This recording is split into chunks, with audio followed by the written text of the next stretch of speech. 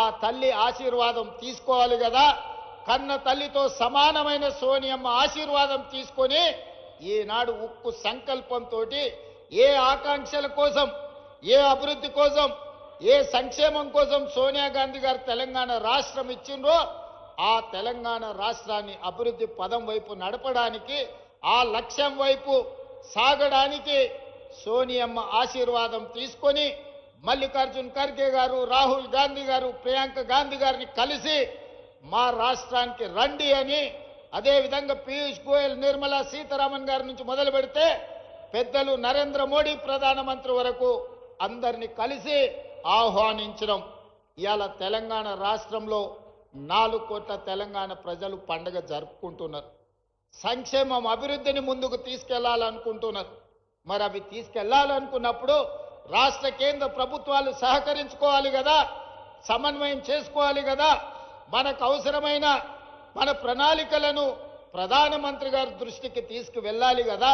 పాయల శంకర్ గారు ఎమ్మెల్యేగా నా దగ్గరకు వచ్చి వరంగల్ ఎయిర్పోర్ట్ కావాలి అని అంటే వరంగల్ ఎయిర్పోర్టే కాదు, ఆదిలాబాద్ ఎయిర్పోర్ట్ కూడా కట్టాలి అని పాయల శంకర్ నా దృష్టికి తీసుకొస్తే నిజమే కదా. అత్యంత వెనుకబడిన ఆదిలాబాద్కు ఎయిర్పోర్ట్ ఇస్తే ఇక్కడికి పరిశ్రమలు వస్తాయి. తెలంగాణ రాష్ట్రానికే కాదు, పక్కనున్న మహారాష్ట్రకు సంబంధించిన వాళ్ళు కూడా ఇక్కడ టైగర్ రిజర్వ్ ఫారెస్ట్లు ఉన్నాయి. అభయారణ్యంలో పులులను చూడడానికి దేశం నలుమూలల నుంచి వేలాది మంది ఈ ప్రాంతానికి వస్తున్నారు. వాళ్ళు రావాలంటే కష్టమవుతున్నది. మనకి ఎయిర్పోర్ట్ ఉండాలి అని ఆలోచన చేసినాం. ఈరోజు మేము భూమి ఇస్తే రక్షణ శాఖకు సంబంధించిన రాజ్నాథ్ సింగ్ గారు సహకరిస్తామన్నారు.